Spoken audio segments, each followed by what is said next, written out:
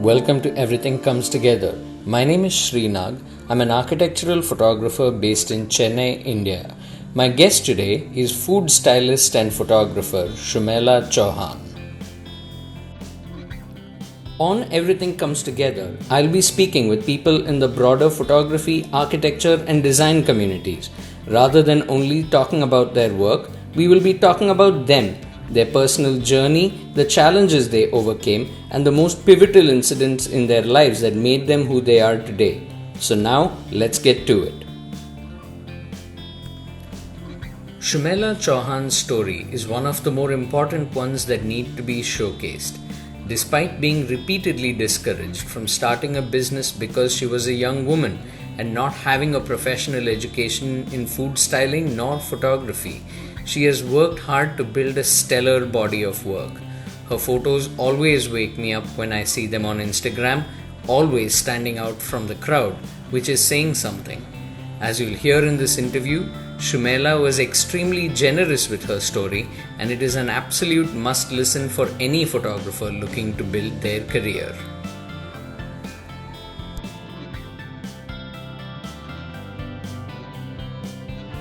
So I come from a defense background, and my parents both really love food. My mom is a very good cook. She doesn't cook as much now because she's gotten tired of it, but when she really loves cooking, she used to love cooking, and she would try all these really exotic dishes. So I've grown up, during my childhood, I've grown up with a lot of different cuisines, my mom experimenting with a lot of baking dishes, cakes. So I think when I saw her interest in food, it kind of developed an interest in food for me as well. I never stepped inside the kitchen to help her, but I knew I was really interested in the kind of dishes she was putting up, and there were a lot of requests that would come from our side. So that, given that she was so good with cooking and the flavors, it kind of developed an interest in me for different flavors, for different cuisines, and basically for the love of food.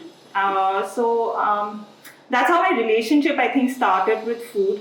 I remember even when I was in college hostel, there was this one particular request that I would have for my mom was that when I come back home, when I enter the house should smell of a freshly baked cake, like you've just taken a cake out of the oven. So those kind of things, it's that part of my childhood really influenced me in shaping me to love food and appreciate food. I think that's one of the most unusual requests I've heard a child give a parent. Yeah, it wasn't about the cake. It was that it should smell like you've just baked the cake. So. So it wasn't just about the food. It was about the smell of cake. The cake was a reward as well. But yeah, that was definitely a plus, that it smells nice. Okay. And having grown up in a defense background, you guys must have had a lot of socializing where you'd have people over, and food would have been at the heart of all of that. Yes, a lot, and I guess that aspect really shaped. So my mom, it was not only about the food; it was also how she presented the food. So she would take extra care in laying out the table, getting her pretty dishes out, making sure the food looks inviting. So now when I see what I'm doing right now, it was highly influenced by the kind of thing that she would do. So making sure that your eyes also, it's a visual treat as well as a sensual treat. So yeah, no, I mean, for me as well, when I look at your photos, it's not just about the recipe, it's not just about the ingredients or the texture, it's about how it feels. So yes. I've told you this before, that when I look at your photos, I want to eat food that I know I don't like.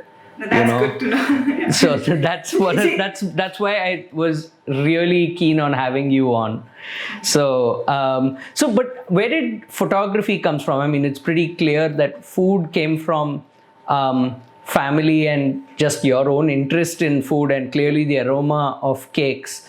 But where did photography come in? Did you start photography young?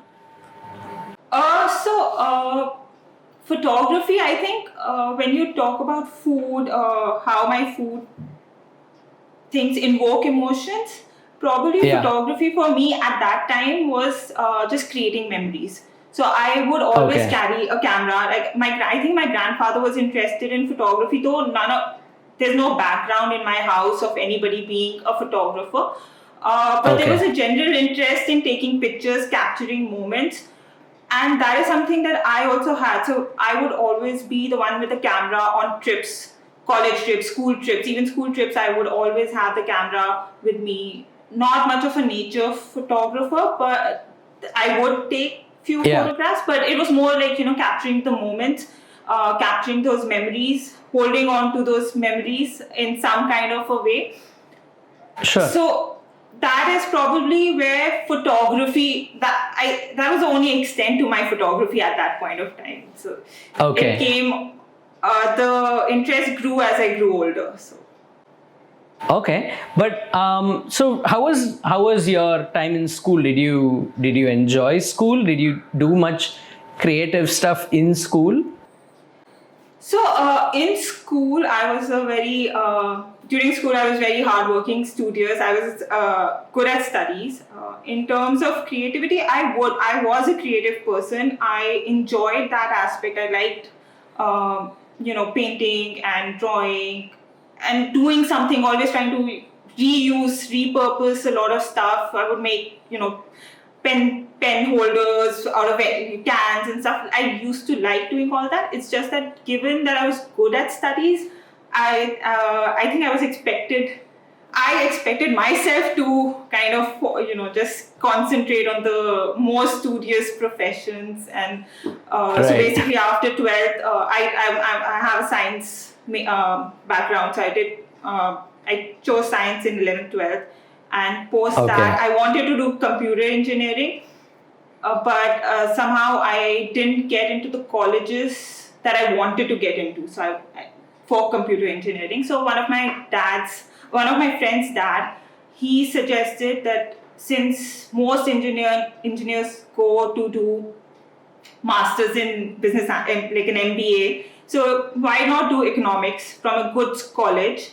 And it will help you in your MBA anyways, which at that point made sense to me because I had seen a lot of people just doing the engineering and then getting into finance, MBA finance and stuff. So I joined LSR. I did my graduation in economics. I'm not using any of it right now. It's a complete change. But yeah, so that was, college did, during college I met my friends who kind of shaped me and gave me a direction, a push to where I am today. So I would say that helped. Well, in what way? So one of my friends, she was also as interested in food as I was, and so we would visit a lot of cafes and bakeries. And at that point of time, there wasn't much with respect to baking or even in terms of food happening in India. It was just opening up. Big Chill had just opened. I was in Delhi, so Big Chill was a big thing here. And it had just opened, and the kind of thing that they were doing was very interesting. She was from Dubai, so she had seen a lot more bakeries and a lot more cafes there, and she would tell, stories of food, the kind of food that you get, the pastries, the baked goods, even in terms of just normal savory food, what you're getting outside. And both of us would just in passing talk about how nice this, picture is. It would be wonderful to have a cafe. But since we were both in eco, it was completely different from what we were pursuing in terms of education. That idea never materialized or we ever thought about it seriously. And I went on to do my MBA in finance. She went to London. She was working, and when I was graduating from MBA, that time the recession hit. So this was also. So this was around 2008 then. 2008. So, Okay. and we were the graduating batch which kind of faced the most of the brunt of the recession. So, What a time. Welcome to the world. yes, I know, seriously. So, and my friend had just had, before the recession hit, she had also left her job.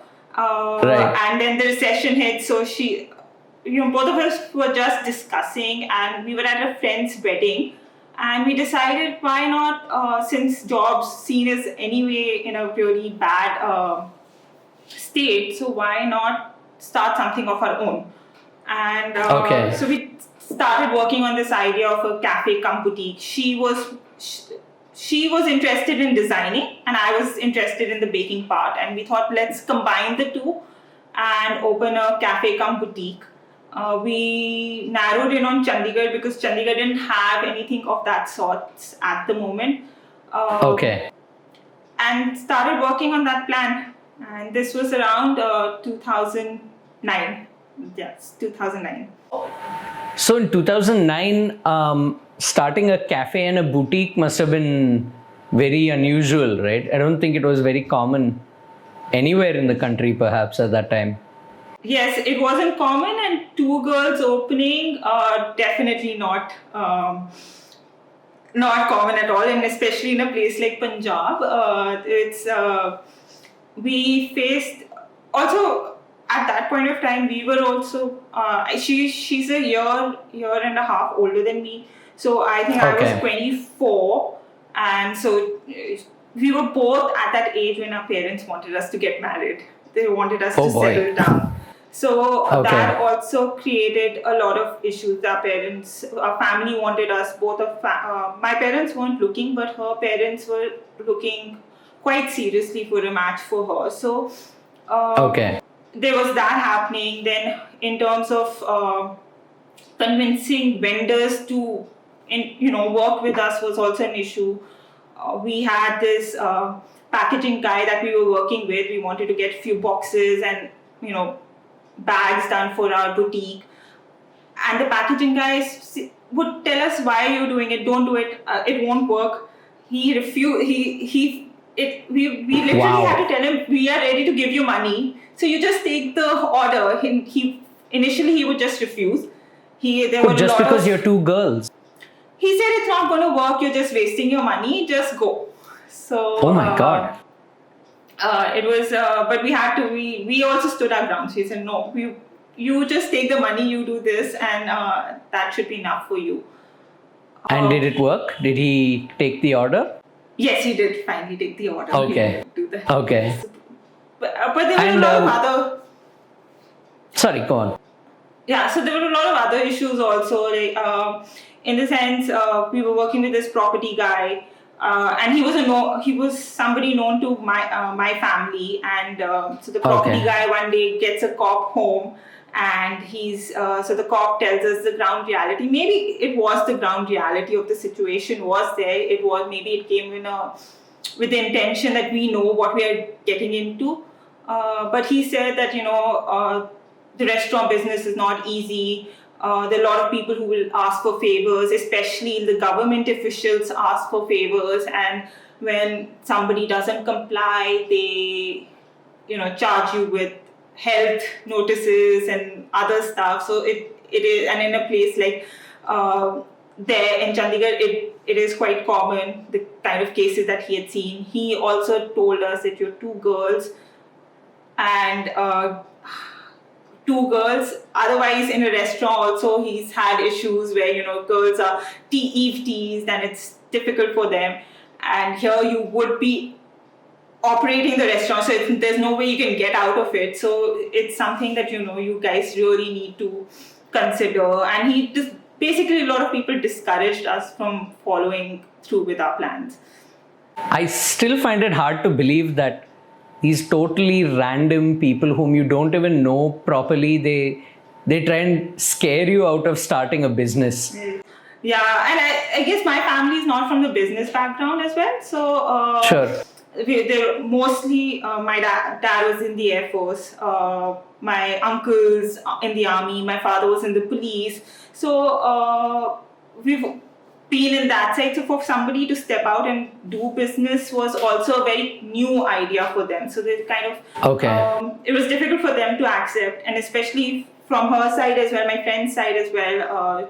Her dad was in the CA. So they kind of didn't think, two girls can do a business, especially that both of us weren't married. So that was another issue as well, which did come into play a lot, many times. So what happened next? So nothing.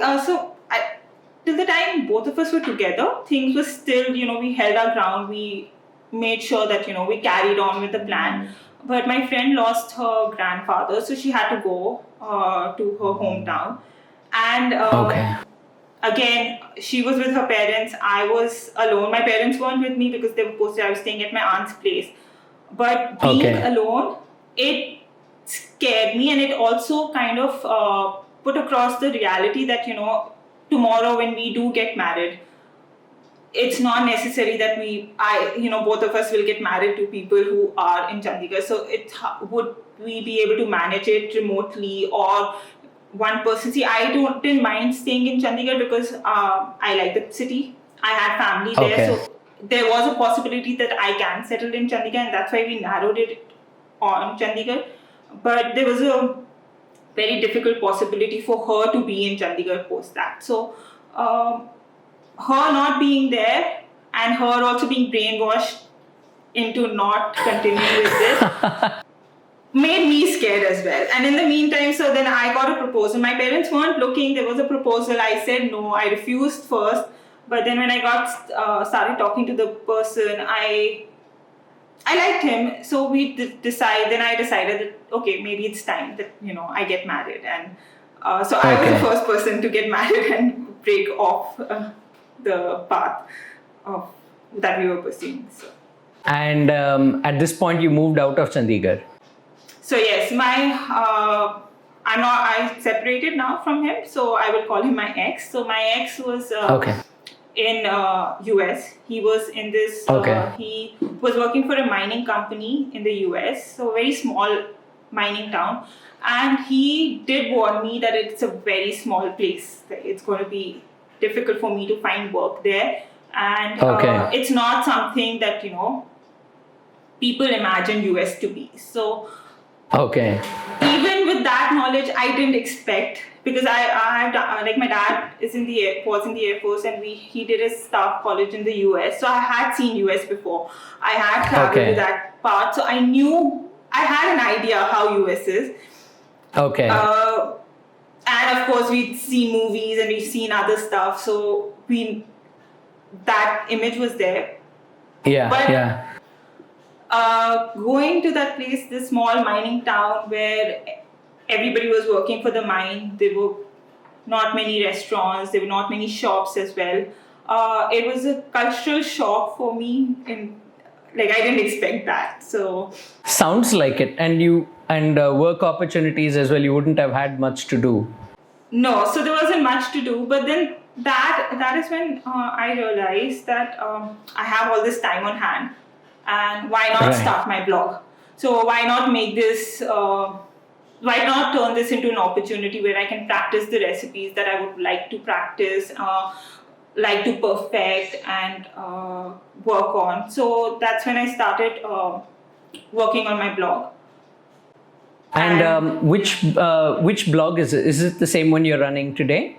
Yes, novicehousewife.com. It was on WordPress earlier, then I finally, so it was called the novicehousewife.com because I thought I was a very novice at everything, and I didn't think too much ahead that maybe tomorrow I won't be a housewife, or I'll start working. Or a novice. So nothing. So it's just that it sounds nice. It it kind of explains my current situation. So I went ahead with that name. So how did the recipes go along when you started your blog? Were you coming up with your own recipes, or were you making things that you had heard about? How did that come about? So I would call my mom every day or my dadi every day that, this is the recipe I want to make. So just before getting married, she had sent me, like my grandmother as well as my mom, they wrote in a recipe notebook, like their recipes. But before marriage, I'd never cooked, except for when we were planning a bakery. That time I used to bake, but cooking, daily cooking, I had no idea. So there were a lot of questions that I would ask my mom, my dadi. And so a lot of the initial recipes were theirs. But in terms of baking, I invested in a lot of cookbooks. So I had baking books. So I would try those recipes, try to see if I can put my own twist to it. Initially, it was mostly recipes from cookbooks or other people's blogs. Because it was something completely new.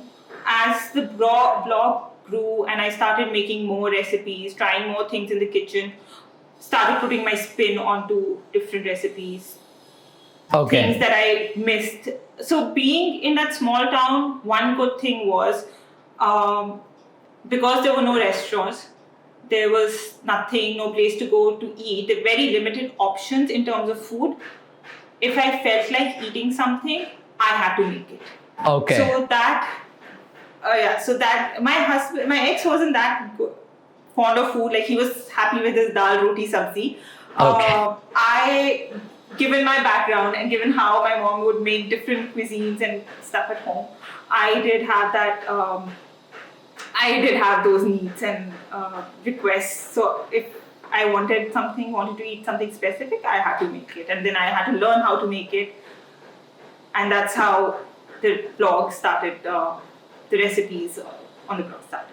And so I guess necessity is the mother of invention. I guess you came up with your own recipes that way.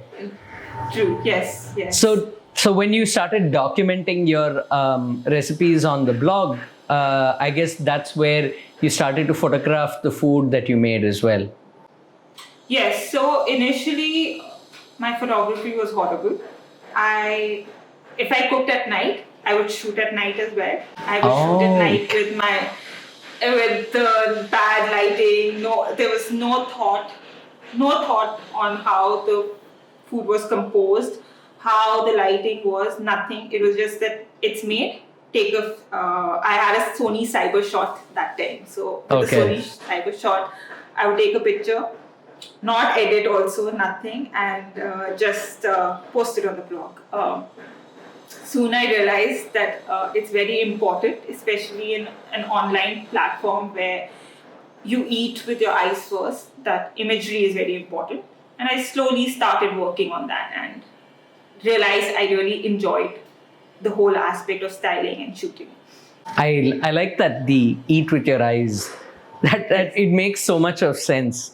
So as your blog started to grow, you must have started to get some attention, because I assume that's how your blog really grew. Yeah, so initially, like, this was just a hobby. I never thought the blog was anything more than that. Then when my photography improved, certain magazines, publications got in touch with me for the photographs. And I realized there's a market here, there's an opportunity here. For a profession. But also around this time when my blog was growing and I was baking quite a bit, that idea of to open a bakery or to do cakes, to take orders, that was also strengthening. And I got interested in the cake decorating aspect of baking. Oh, nice. So this was also the time when my husband was, he had decided that he wanted to pursue MBA. So he was working on his GMAT and he was super busy. So it would be work and then studies. And I had a lot of time to myself. So we discussed and I thought, I'll decide to pursue this cake decorating course that I had been eyeing in Canada. This was 2013. So 2013, I decided to go to Canada, and it was a 2-month course in just cake decorating. And it was a wonderful experience. I met a lot of very inspiring women who were in this business, and I really enjoyed myself, the course as well. And I came back very excited to kind of work on this. But the issue was that my ex was on a work visa, and we weren't sure whether it would be the wisest thing for me to kind of take orders and put myself out there that, I am earning some kind of income when I was just on a dependent visa. Okay. So I would bake for friends. I would bake for just, friends, daughters, kids' birthdays and stuff like that. But it was not something that I was doing on a regular basis. And I felt that, again, the amount of time that I spent in learning a new skill is not being put to use as much as I would like to. And so my ex, he got through a college, and it was B school, but it was going to be a part-time MBA, which meant that he would work and then come back and have his classes, which again meant that he would be really busy. And this was also the time when I felt really lonely, given that I wasn't doing anything. I felt I had no identity as well, because I wasn't doing anything productive with my life, anything meaningful with my life, anything that I felt like that gave me an identity besides being somebody's wife. So both of us discussed about it. He understood where I was coming from. So we decided that I come back to India. And for a year, while he's doing his MBA, I work on my bakery, like customized cakes and stuff from home in Chandigarh, from my parents' home in Chandigarh. So you started to take orders from people and then made cakes for them? Is that how it ran? From home? So 2014 I moved back to India for a year. That was the idea, that while he's busy, I work on myself as well. So for 1 year I did cakes, customized cakes, cupcakes for people. That actually sounds pretty good. And how did the business go? Did it take time to take off, or did you hit the ground running? No, so since this was a 1 year kind of a period where I'm doing something, I didn't want to invest too much in promoting it. So initially it was all word of mouth. It was all Instagram. People saw a photo that I clicked. I had, of course, thanks to my blog, I had a lot of photographs to kind of put out there, and a lot of photographs of baked goods. I had a lot of recipes already worked out for me that I knew worked. So I just started sharing that. One person saw, came, asked for placed an order. That person liked the stuff that I was selling. They spread the word. And through that, slowly, it took some time. It was quite slow in the beginning, but once it picked up, and I was getting regular orders. And it's just that during that time, my blog kind of took a back seat, and I missed the shooting and styling and photography aspect of what I used to do for the blog. And also there was, since I was operating from home, it was such a doing cake toppers and all this fondant work it wasn't something that I could outsource to someone, so I had to do it, which meant that I was staying up late at night, and I don't know, I felt very stressed with all the work that I was doing, and how I imagined it to be, it didn't turn out to be what I wanted. I imagine as a one-person operation, this would have ended up being very stressful to do everything and take orders, fulfill the orders. It was very stressful, and especially initially, I just couldn't, like I said, it was all word of mouth. So I had to take every order that was coming in. I couldn't say no. I didn't have the luxury of saying no, which meant that, and a lot of people would just message one day before the event, we want a cake tomorrow. So they kind of thought that I'm a bakery, where it is possible, not realizing I'm a one-person army that had to do everything. So I don't have cakes ready, I take it on order. So that means baking, decorating, and having it delivered in like 4-5 hours. It was very stressful. It meant I had no personal life.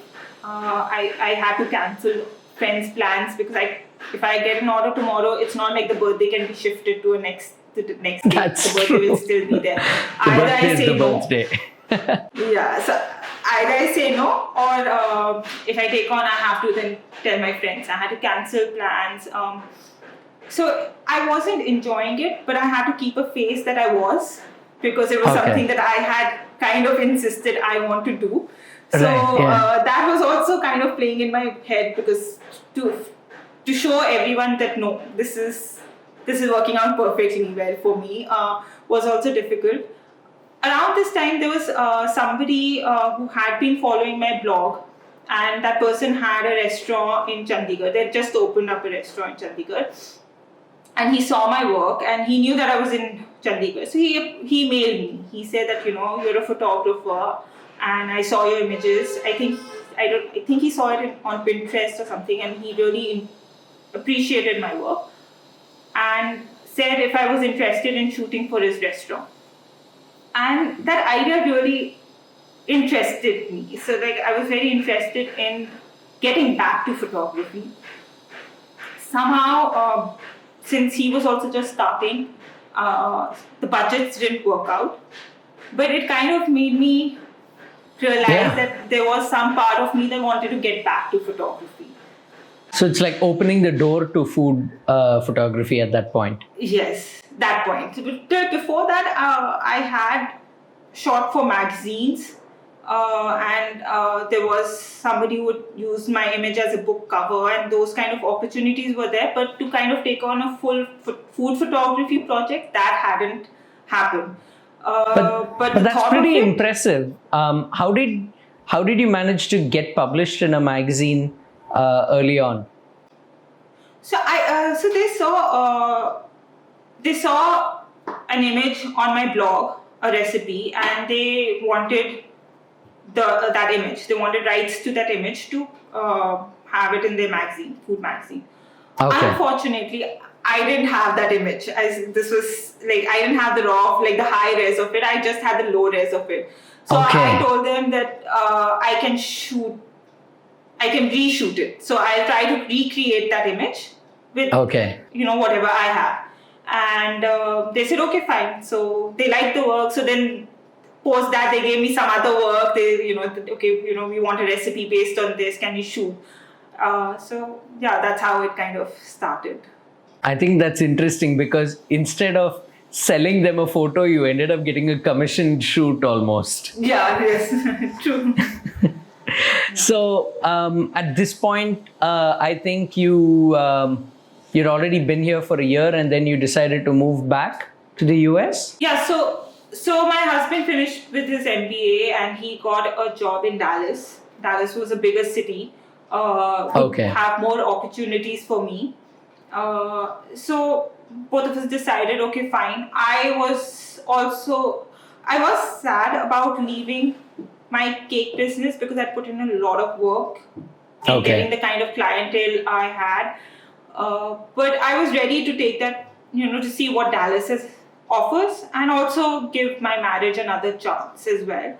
So I moved back to Dallas, and but I was very clear. When I moved back to Dallas, I knew that I didn't want to get back to making cakes and taking orders for cakes. And I decided that I want to concentrate on food photography, because that was something that I knew that I missed, and I wanted to pursue further. Luckily for me, there was... So luckily for me, there was these two girls who had this concept. They were cloud kitchen. They were also starting off, and they were working on whole 30 recipes, and they wanted a food photographer to collaborate with, to kind of work on their images for their website. So I got on board with them. That grew my confidence as well in terms of taking, professional jobs for food photography. I also approached restaurants. I got a retainer with a bakery for images for their social media pages. Nice. So that kind of I started getting work for recipe development in the US as well. So that kind of started shaping what I'm doing now. So that was basically the start of what all I am doing now. That's pretty nice and when you moved back to the US, it was to a bigger city, so there would have been more people to collaborate with or work with, more potential clients as well. Yes. Yes. So there were potential clients, and plus they appreciated. Like there was a demand for these kind of products. So I enjoyed, and I realized I enjoyed it. I enjoyed it much more than what I was doing with my cake business. And so I was pretty happy professionally in Dallas. It's just that personally things were not working out, and so my husband and I, we decided that let's separate, and I came back to India in 2016. Okay. So, yes. And when you move back, now you're armed with a new set of skills as a career, with as a blogger, as a stylist, as a photographer. So I assumed you threw yourself into the work again when you came back here. So not really. It took some time because not that it didn't take as much time as I thought it would. Okay. So I moved in September 2016. In October, so somebody who I had made cakes for before when I was in Chandigarh, that person approached me and they wanted a cake for their son's wedding. Okay. I told them I don't do cakes anymore, and but I shoot. I can shoot your son's wedding. So they were, and somehow they didn't even see my work, and they said okay, fine. They had already finalized the photographer and everything. But I said I can take candid photos. I can do the candid photography. So they said okay, fine, do it. So they were like, we trust you. I don't know. They were kind enough to trust me on face value that I can take on that job. So I shot the wedding, which was good because I needed work. I was a 32-year-old separated person staying with my parents. I needed I wanted to be, I wanted to earn. So I got into that. So the wedding was in November, I think. And around the same time, I was still looking for opportunities in food. So one food blogger that I followed, I was friends with on Instagram at that time. Now I'm friends with in real life. But he was very popular in the Indian social media scene. So he was working with brands, he was collaborating with brands to create content for them. And that time food videos were not as popular in terms of sponsored blog, how you see the sponsored influencer videos, food videos. They weren't that popular, but so he pitched the idea to a brand that, let's, instead of photographs, let's do a food video. Okay. And the brand really liked that idea, so he wanted a videographer for that. Since he himself didn't have the knowledge, he was looking for a videographer for the food video. And he posted a story on Instagram, and I responded. I said, hey, I shoot videos. And luckily I had. And so I done it for my blog earlier. So I had some work to show. And he liked the work. And it wasn't anything great, but it was, I guess I was the only person who probably gave him relevant food video footage. So it kind of worked. And the brand also liked the work, so we collaborated. This was Shivesh, Bake with Shivesh. And so we collaborated on that, and I did a bunch of videos with him, and whenever he would post the food videos, he would always credit me for the videography, video credits. And that kind of gave me a platform, like people start, at least given that I had not been in the scene in India, it made people aware of me, of my work, and it really helped me in getting future clients as well. So that. And he was a pretty popular food blogger at the time as well. Yes. He was he's still a very popular food blogger. So So having worked with him definitely helped me. Yeah. Around the time that I made videos with, was working with Shivesh, the person who had gotten in touch with me when I was doing my cake business in 2014, Okay. That person's restaurant started doing better. So now he again, we had become friends over the years. So he said this time he had a budget to pay me as well for a food Okay. shoot. He wanted some images for his menu. So then 2 years later, we finally did work together. So then slowly, more opportunities came, and yeah, started establishing myself as a food photographer. That's a pretty interesting journey, right? It was a bit of a Yes. roller coaster where you had to teach yourself about food, you had to teach yourself about styling it, and also now photography has now become front and center in your work, right? So I'm assuming at this point that you're mainly a self-taught person in photography, or did you learn from somebody? So I don't think the correct term would be self-taught. Okay. I would say I'm not professionally taught, but Okay. because a lot of my learnings have come from others. Okay. So people who have been generous to put on YouTube tutorials, work on YouTube tutorials, do blog posts on different aspects of food photography. So I read up a lot on it. I saw a lot of tutorials, and those helped me quite a bit Okay. to learn. Yeah. So now that you have you've learned the basics and you've got a hang of shooting food really well enough to get attention from magazines and other blogs, how did you, I mean, this is the biggest challenge any photographer who's starting off has, which is knowing when your photos are actually good enough, and how do you improve your photography? Were there other people who helped you, critique and then keep improving?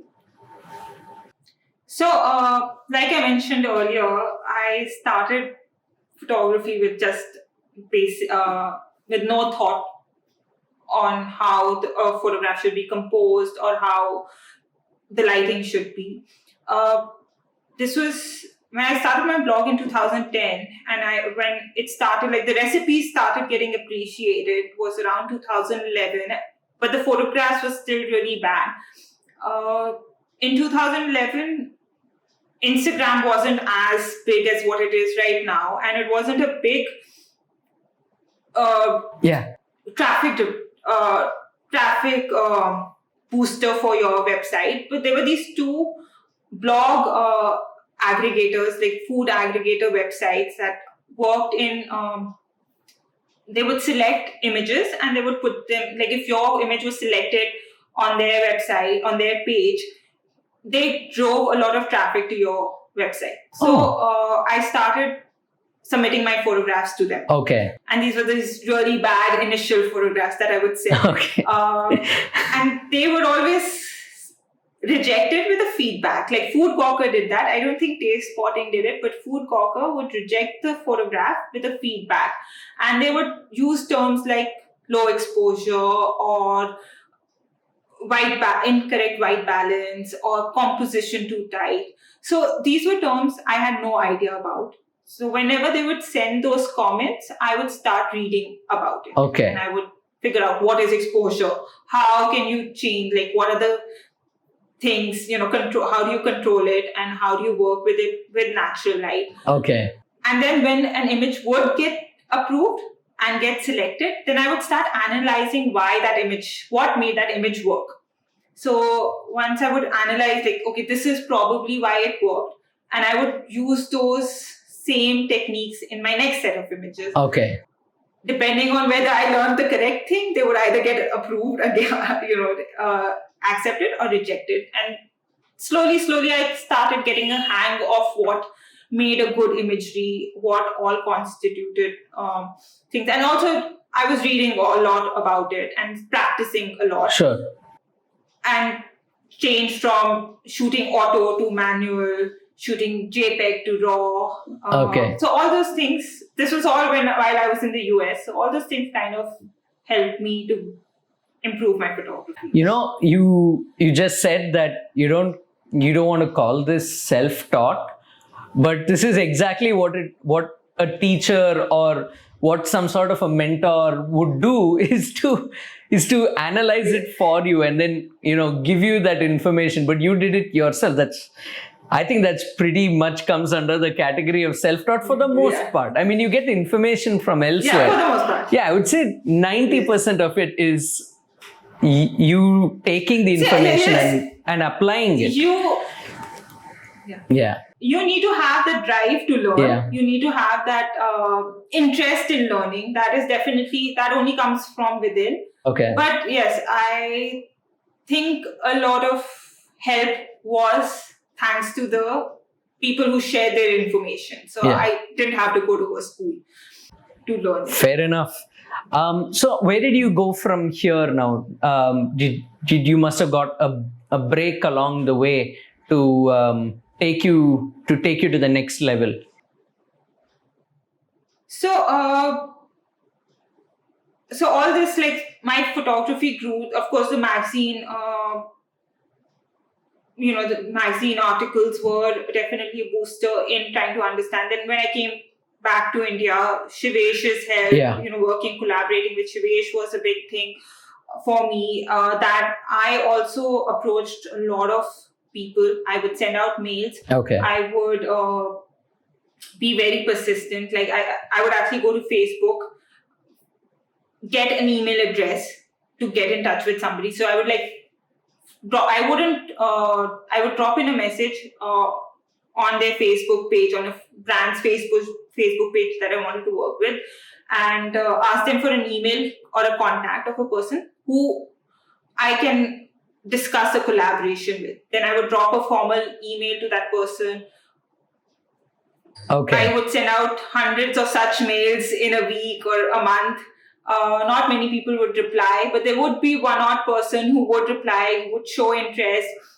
Out of those, probably out of the 100, 8 people would reply. Out of the 8 people, some of them would say that, we like your work, but our social calendar is booked, or we already have a photographer on board. But we'll keep you in mind. Out of those 4, probably 2 would materialize. Yeah. So, and they would be interested. I would get, and budgets would work and get a job. So it was a lot of persistent mailing, being patient. It took a lot of time to get to that thing where clients started coming. The hard grind. Yeah. Yes, a lot of hard grind. Okay. So, and then which year was this, by the time you had already spent some time shooting with Shivesh? So I wasn't full-time with Shivesh. Sure. I was freelancing with him also. It was project-based. Sure. I was in Chandigarh. I was still in Chandigarh, and he's Delhi-based. So I would travel for shoots to Delhi. Okay. In the meantime, I had clients in Chandigarh. I started approaching restaurants in Chandigarh to work with, to shoot their food photos for. Okay. And this was 2017, 2016, 2017. 2018 is when. I think 2017 is when, so with Shivesh also, I took on other projects. So there was a photography, he was a judge for this curation. Yeah. It was it was a food I don't know if you've heard of the Little Feet. Yes. They are this market. Oh, yeah. So they do, they were, they're Bombay based.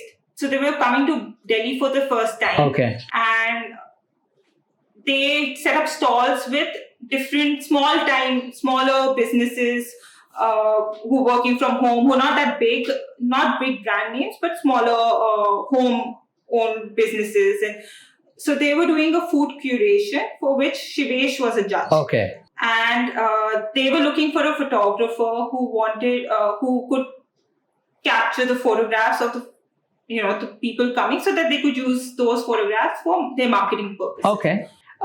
So now that so you were going to be shooting the food for the Little Flea, and how was this all studio shot, or was this shot on location? How did this work? So this was on location. Okay. And so from 2011 to 2017, I had been shooting only with natural light. Right. Okay. That was something that I was comfortable working with. Okay. When they approached me, they had mentioned they're okay with natural light, but they were a little concerned that there might not be enough natural light. Okay. At the location. So I had only once worked. So I had a flash. I still have this Nikon speed light. Okay. Which I had used only for the wedding. Okay. Which was basically on camera. I put the flash, and that's the only extent to which I used it for some of the night photo shots. You never used it with food? No, never. I never used it for food. That was 2016 is when that wedding happened. Post that shoot, that flash had been lying in my bag. I never used it for food. I was still shooting natural light. Okay. And so one of my friends who's also a photographer and who is now my husband. Okay. So Anubhav, I went to him in panic, how will I shoot? There's not enough natural light at the place. So he said, you have a flash, so use that. And so I again traveled from Chandigarh to Delhi for the shoot. So day prior to the actual shoot, we got home a softbox, we got home a stand, and he gave me a 1 hour quick session on how to shoot food with the flash. And I'm glad that I took that 1 hour session because it really helped, and I really needed it the next day because there was not enough natural light. It was also cloudy, so that didn't help. And having that set up made things much, much easier. And luckily the clients liked the images. Yeah. I have worked on them twice after that. So, yeah. You don't know how much this story, I'm always tickled when I hear it, that the day before what ends up actually being an important shoot, the day before that you learn how to shoot your food with lights, and it works. And I guess it was also helpful to have someone who knows how to use lights, like your husband, to help you along the way. And at this point, you were not yet, you were not married to him. Okay. No, we were just friends at that time. Okay. And so things were brewing up, but it was just friends. Sure.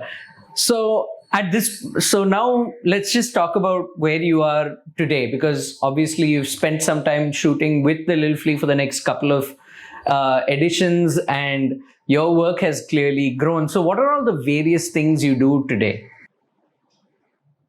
So I'm a food stylist. Okay. A food photographer. Okay. I do recipe videos for brands. I also work with brands on recipe development. Okay. And sometimes on sponsored collaborations with brands. Okay. So now we know what you do broadly, what you do across your client work, across your own blog, and you've also talked a lot about the importance of persistence and constantly reaching out to people and keeping yourself visible. How else did you grow your business? Because I can clearly see you put out a lot of content on Instagram, and you've been now doing the blog for about 10 years now, right? So could you talk a little bit about how you keep yourself motivated to keep putting things out? So right now I'm struggling with it, but let's talk about it in general. Okay. I have a lot of ideas. I keep jotting those ideas down. It might be a way I want to shoot a particular shot. Like might be a video idea for a recipe. This is how I want to shoot it. So when that idea strikes, I just make a note of it. So if I like a particular image and I want to I see something, some recipe in that image. So then I try to see how I can, work with those elements, note it down again, save a lot of things. There's a lot of inspiration. Actually, there's an overload of inspiration Okay. these days. So it's actually quite easy to get inspired and motivated. Yeah. It's just that you need to kind of keep I am a lazy person. I am honestly a very lazy person. So that Okay. all the inspiration and the kind of work that other people are doing inspires me to come out of that laziness and do something. So and given that I have all these ideas, I want to kind of make sure that those ideas see the light of day. But you say you're a lazy person, but clearly what really helps is having the discipline to actually throw yourself into it completely. And the persistence is, of course, very important, but also having a work ethic that's good and conducive to learning and constantly moving yourself forward. Where did that come from? I'm assuming that was from your own parents and family. Yeah, so I'm from the defense background, so I have grown up in a very disciplined, very work-oriented background. I've seen my parents both. My mom was a teacher, but then she left her job because dad would keep getting posted to different cities, so it wasn't possible. Plus, she wanted to stay home. But once my dad was at a higher position, generally the wife's role also changes, and they have to. There's in the Air Force, there is this Air Force Wives Welfare Association, which has all these. They have these shops. They have these welfare activities for the women officers. Yeah. To kind of help them in whatever way they can help. So my mom was very actively involved in that, and this is not a paid job. But still, she would be very active, and I saw the dedication that she has towards that cause. And even with my dad, given it's, both are not very, even the defense is not a very highly paid profession. Now it's still better, but earlier it wasn't that much. So, but I saw their dedication to their respective field, and the amount that they gave to it. So it kind of, it's something if you're passionate about something, you end up giving it your 100%. And so I've seen them. Plus, it's also something that food and photography is something that I'm very passionate about. So it naturally comes to make sure that I'm giving it my 100% and I'm truly dedicated to it. Yeah. And now that I think professionally you've been shooting for 5 years almost? Yeah. 4-5 years? Yes. And how long did it take for you to feel like the business is stable and you don't need to worry too much about it? It's a very difficult time that you're asking this question. I thought it was stable. I think last year I thought that it was stable. And I think probably it is still stable. The fact that during the pandemic and during the lockdown, I was still working and I was still comfortable means that I have created a stable business, a stable set of clients who come back.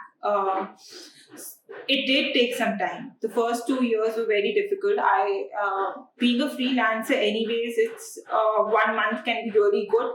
The next month cannot be that great. Yeah. So I would always take that off month to make sure that I am creating something new that I can offer, to kind of build up on what I'm already giving to a client.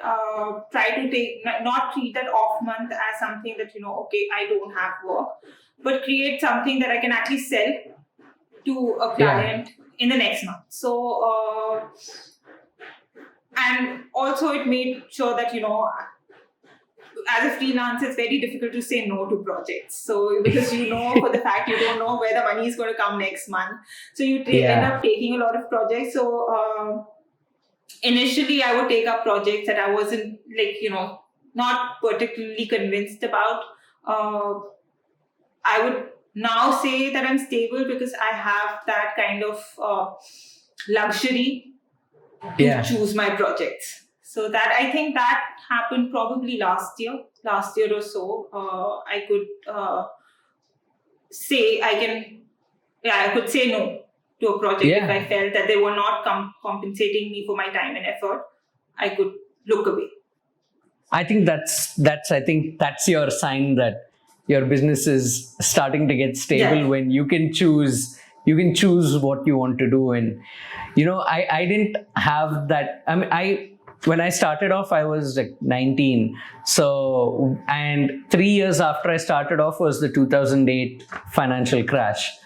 And the sort of people that I was working with were either architects and interior designers, or they were people who ran factories, so industrial photography, and all of them were badly hit. So I think in that 1 year, I did like 80,000 rupees business for the whole year. So, and then after that, it slowly picked itself back up again. But it's good to see that I think now that we're in the middle of, we're at least coming towards the end of the lockdown for the pandemic in India, I think we're already seeing work start back up again. Yeah. Everyone's just raring to go. True. For me, given that, so the first 2 years were very difficult, but luckily I was staying with my parents. So that kind of anxiety of, where the rent's going to come from and all that stuff was not there. But also it was the time when I had to prove myself. I was a divorcee in India, staying at my parents' place. I didn't want to feel like a burden. So I had extra pressure on myself, which was self-imposed. I don't think anybody else put it on me, but it was a self-imposed pressure on myself that no, I have to do well, and which is what also motivated me to kind of keep thinking out of the box, keep creating stuff, creating content, and working as hard as possible as I could to get here. Yeah. So can you tell me a little bit about how you handle clients? Because there will be some clients who are really great to work with and they give you that freedom.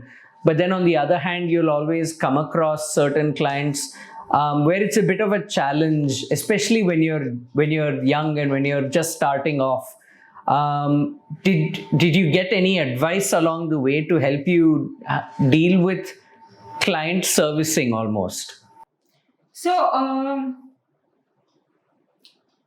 I'm still kind of figuring out how to deal with clients. There are cases that are there, but I have come to a point where I've learned to disassociate myself.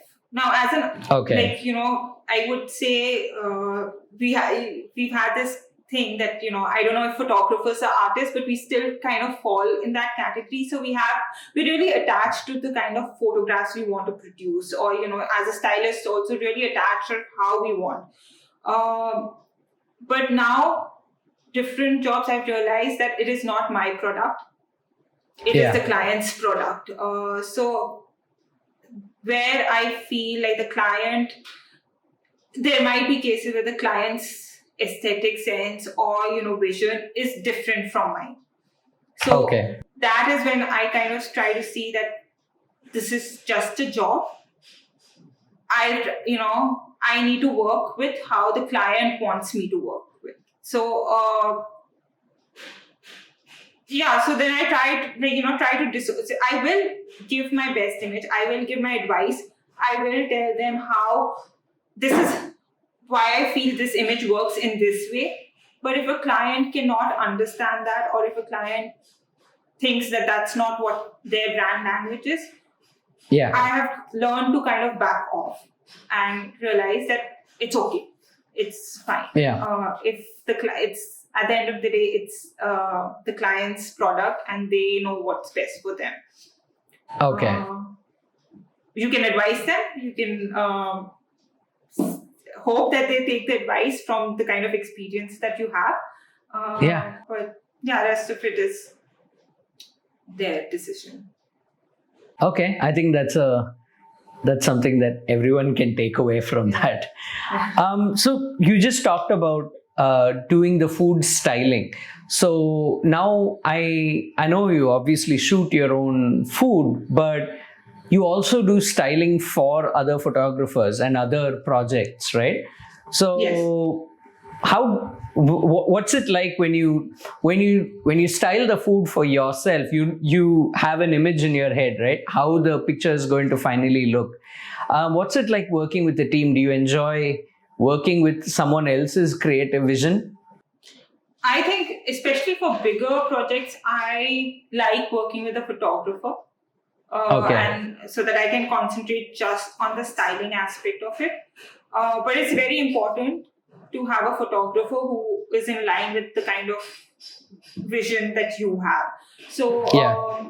there are photographers that I've worked with and who really understand food as well as I do, and we've managed to create beautiful images and have had a great time on set. So Yeah. definitely for bigger projects, I prefer to work with photographers. And in fact, when a client comes to me and they say that you shoot as well, of course, budget wise, it makes sense for them to kind of hire me as a photographer and a stylist. But Yeah. if it's a bigger project, I have started telling them, having worked with photographers and just concentrating on styling, I have also realized how much easier it is for me and my work, because I need to only concentrate on one particular aspect, and the photographer is there to take care of the lighting, the angle, the other areas, the post production, and then dealing with the client with Yeah. part of the Yeah. post production. So yeah, it does help to have a good photographer with you. Yeah, I mean, I can see that. I mean, especially whenever I've texted you or just spoken to you about styling, I can see how much of work goes into it, and I think it's also it's a sign of you committing as well to make sure you get the best result. That where you take a step back on one side, but on the other hand, where you have where you can deliver above and beyond. That's where you put yourself out to the fore. What is the life of a food stylist like? Because clearly, when it comes to shooting food, styling is a huge component of that photo, even before the photographer steps in. So, what's your day like on the day of a shoot, So or your planning process even? So the planning process, I think, starts with a brief. Sometimes the clients will give a brief. Sometimes they expect the stylist. Now, I think in India, the role of a stylist is more than what, if you see abroad, a food stylist will only be concentrating on the food. Maybe to an extent, the props as well. Okay. If you go for bigger projects, there's actually a food stylist, there's a prop stylist, there's a set stylist, and all those things. But in India, especially the smaller jobs and stuff, the food stylist is taking care of the props, taking care of sometimes the brief as well, so the art direction. Okay. And then, of course, on the day, styling the food as well. So, Right. In certain cases, even cooking the food. If you're not doing a restaurant shoot and it's a brand shoot, or maybe they don't have a chef on hand, then you're cooking the food as well. So, or you are arranging for the chef on your own. So, all that goes into food styling. Okay. It also means, given that we're also sourcing the props, it's a never-ending job for us. It means whenever I step out, I have to keep my eyes open. I have to see, because tomorrow there might be a shoot, and most shoots, there are a lot of shoots that come unplanned, and they will be like, the shoot is this week, and this is the brief, and they have this set of, like, the number of shots have different kinds of props, and of course it can't be that, if tomorrow is the shoot, you have all the props ready today. So you have to kind of, think about that those kind of instances where you have a shoot tomorrow and these kind of plates would work, or this kind of crockery would work. And just keep a lookout. Whenever you step out, you have to buy, you have to invest, you have to make that investment. Yeah. So you must have like a room full of all the props you use. I have all rooms full of all props. Every room in this house has props, like in some corner or in some drawer or in some way. There's like, every room in the house has. I wish I had a studio. I keep going back and forth with getting a studio. Always come close and then something happens. Like I said, like a life of a freelancer.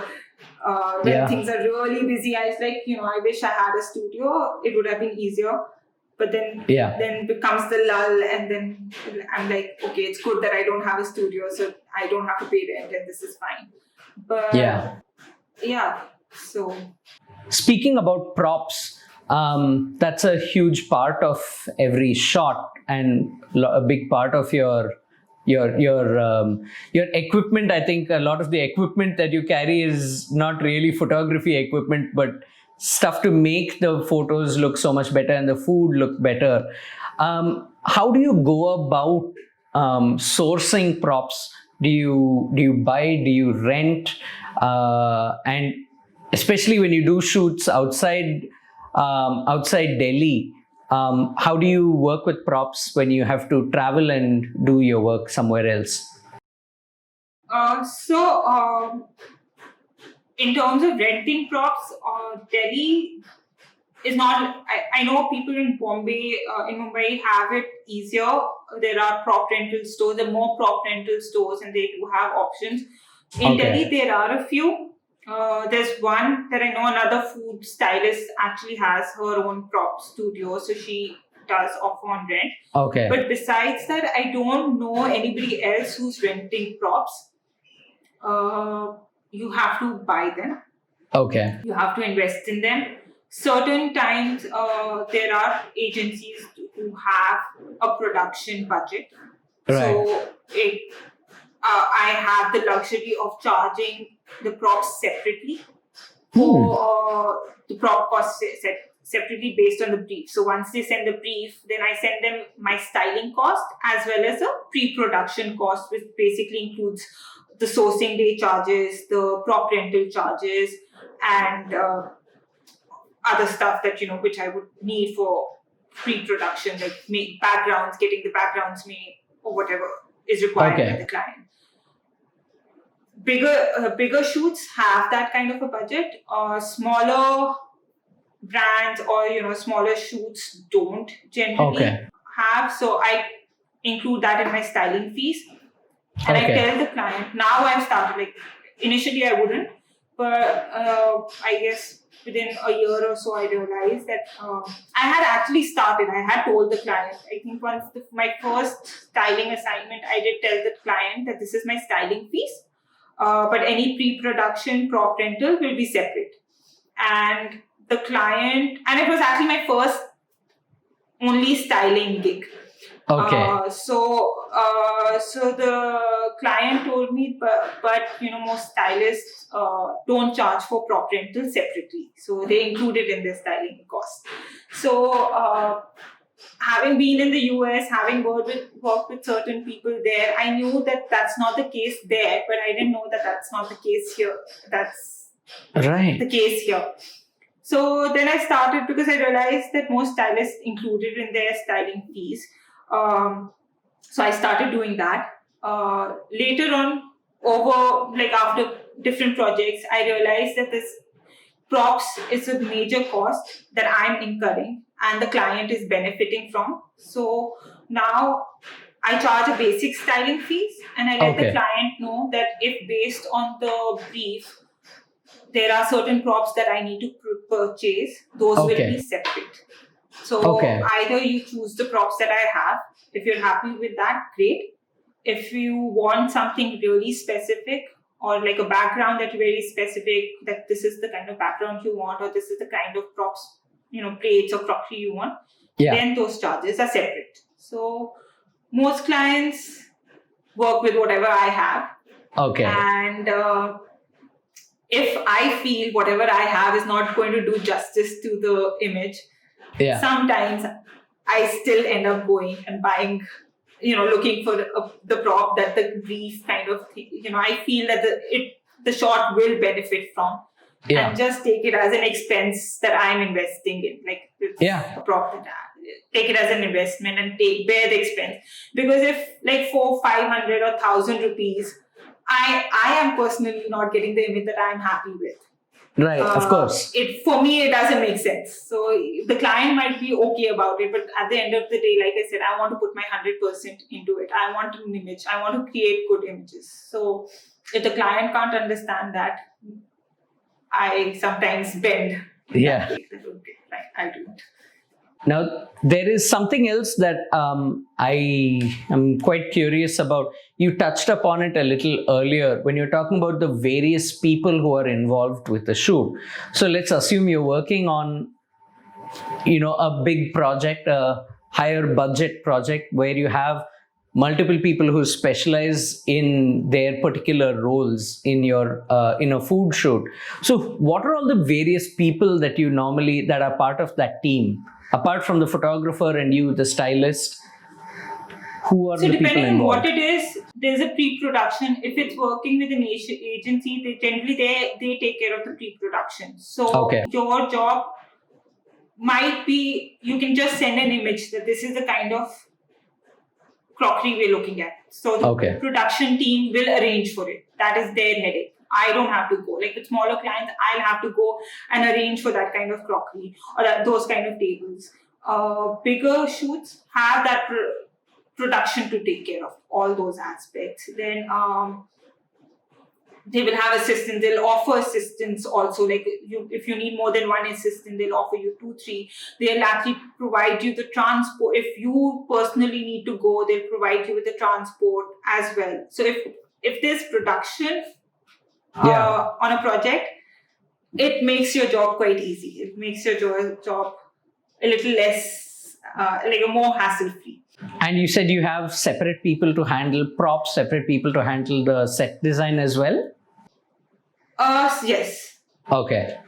So one question that I think the production team generally handles the set design. And they'll arrange for the props as well. Of course, you might want to carry some of your own props, which you think will benefit the shoot. But technically, you don't have if you carry, you charge a prop rental as well.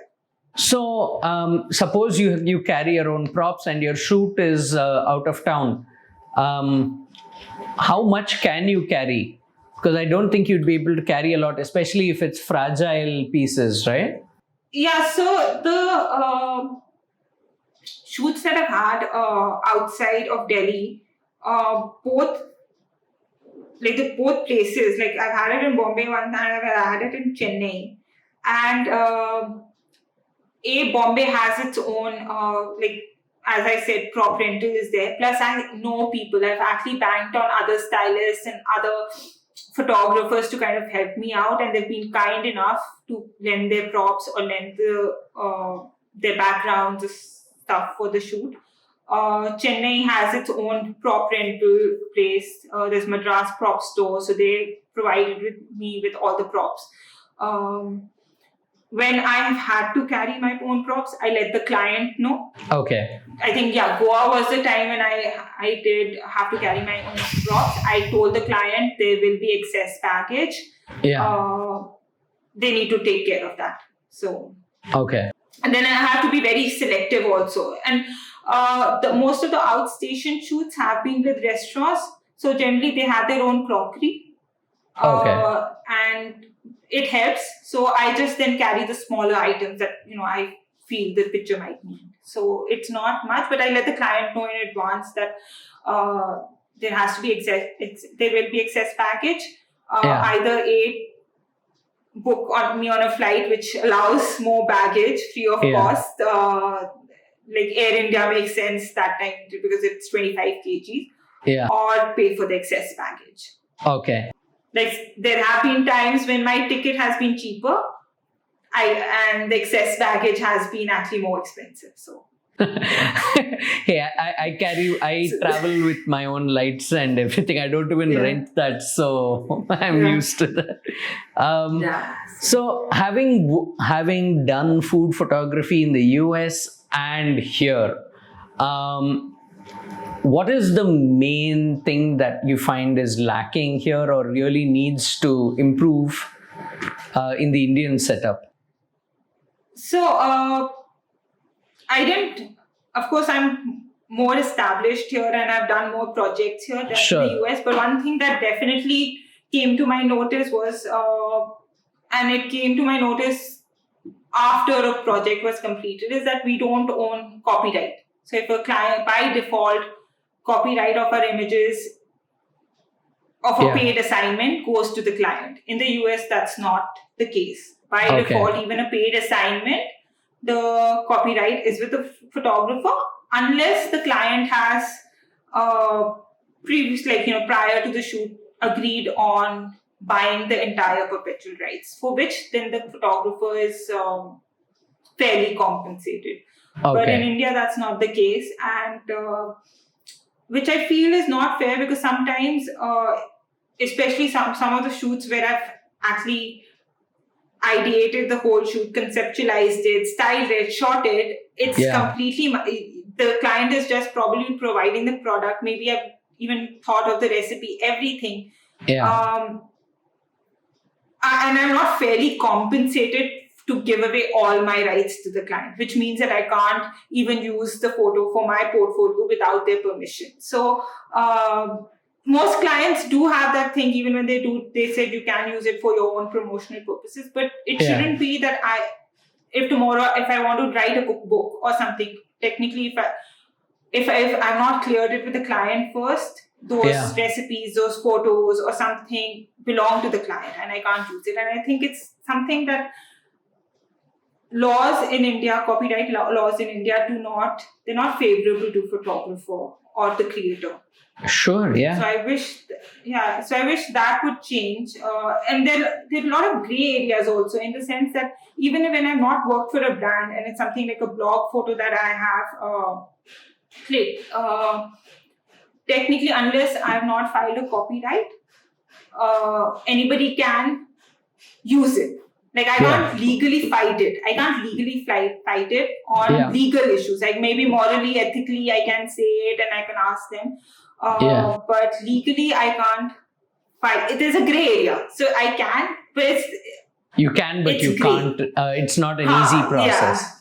It's not an easy process. It should be made into an easy process, because there's a lot of image theft that happens. And I just feel that there should be, especially now that it's so big, like photography has become so big in our country and every country, and still our laws do not address those issues. I just feel that there should be something. Yeah, I agree. And let me just, I think there's just one thing that I wanted to ask you now, which is, do you still plan to open that cafe that you weren't able to open all those years ago? So that idea has actually kind of changed over the years, having shot for a lot of restaurants, worked with a lot of other people, owners, and spoken to them and gotten their feedback. Yeah, I still want to open something. I like feeding people. I enjoy feeding people. Enjoy people enjoying my recipes. It brings a smile to my face when people, if I cooked a meal and people have enjoyed it. So I want to do that, but maybe in a more of a bed and breakfast, more casual setting where there's no set menu, and it's more like, today I feel like cooking this, so I'll cook this, so whoever's in that place will get that kind of food. So it is still there, but in a different form. Let's see what happens, if it works out or not. I'm looking forward to it. So I think this is a good place to end the interview. Thank you so much, Shumaila, for being a part of this. Thank you, Sreenag. Thank you so much. I had a great time. I hope I didn't blab too much. No, not at all. I think we got so much from it. I'd been waiting to talk to you for a long time. and because I really like your work, and your story was quite different from what I would have expected. So I'm sure anyone who is watching this has a lot to take away. So thank you very much, and Thank you. we'll talk again soon. To watch this and other episodes of the show, please subscribe to Sreenag Pictures on YouTube, or you can listen to the audio podcast by subscribing to Everything Comes Together on Apple Podcasts, Google Podcasts, Spotify, or on the podcast app of your choice. The music for the show was composed by Aashray Harishankar from Escapist Music. Post-production by Thiruvikraman Srinivasaraghavan of SNS Arts Development Consultancy, and production assistance by Abdul Jeelani. You can reach me on Instagram @Sreenag or from my website www.sreenagpictures.com. I'll be back in 2 weeks with another fascinating guests who work in photography, architecture or design. Until we meet again, it's goodbye from Mylapore.